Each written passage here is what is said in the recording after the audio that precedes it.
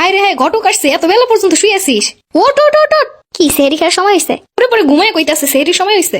তাহলে কি ডাকতাছো কে? তোরে বিদায় করতে ডাকতাছি। ঘটক আইছে, তাড়াতাড়ি ওঠ, ভালো করে ঘন্টা দিয়ে একটু সাজুগুজু কইরায়। দেখ সকালের ঘুমটা নষ্ট করলো। আমার বাড়ি দিয়ে আগে বিদায় হয়, তারপর সকালের ঘুম তো শ্বশুর বাড়ি ঘুমাস। আমার বিদায় করার লেগে পাগল হয়ে গেছে। তাইলে কি তোর মতো রাজরানী বসে বসে খাবো নাকি? তাই এই রমজানের সময় কোন ঘটক আইলো? ঘটকের আবার রমজান আছে নাকি? দেখ আজকে বিয়ে হোক আর না হোক ঘটকের লাগে চলেই যাবো। আমি কিন্তু চুল খুলে দেখাইতে পারবো না, আর হাইট হাইটাও দেখাইতে পারবো না।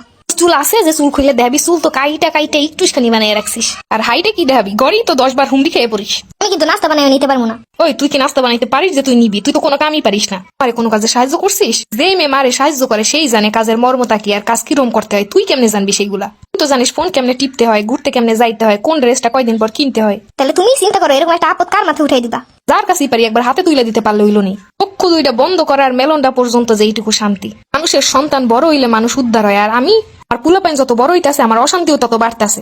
একজন রাজরানী খাওয়া নাই না দেওয়ান লাগবো মোহের সামনে। পড়াশোনার তো খোঁজও নাই, সারাদিন ফোন টেপা। 50,000 বার ডাইকে খাওয়ান খাওয়াইতে নেওয়ান লাগে। তারপর পরিচ্ছন্ন মানুষ থাকে, গোসলটাও ডাইকে ডাইকে করন লাগে। তাহলে তুমি কো শ্বশুর বাড়ি আমার কেমনে রাখবো? শ্বশুর বাড়িতে কি আর আমার মতো রাজরানী বানাই রাখবো? অনেক উষ্টা খায় শাশুড়ি এমনি ঠিক হইব আনে। তুমি কি আসল মা না নকল মা? নিজের সন্তানকে কেউ পারে নাকি এরকম করতে? মানুষের মতো মানুষ না হইলে, ভালো আচরণ না হইলে এমনি করা উচিত। মানুষের সন্তান খারাপ হইলে দিয়ে কত সুন্দর সুন্দর সুনাম গায়, আর তুমি আদব কায়দাহীন পোলাপাইন লগে আমি সাফাই গাইতে পারবো না।